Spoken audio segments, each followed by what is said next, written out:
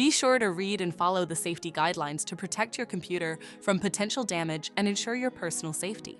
For more information about safety guidelines, see the owner's manual at dell.com/support.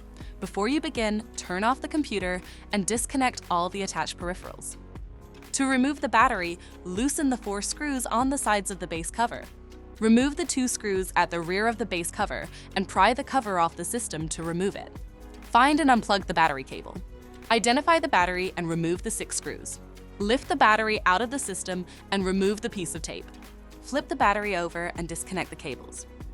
To reinstall the battery, reconnect the cables and flip the battery over.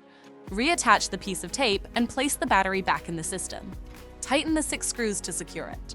Place the base cover back on the system and secure it with the 6 total screws.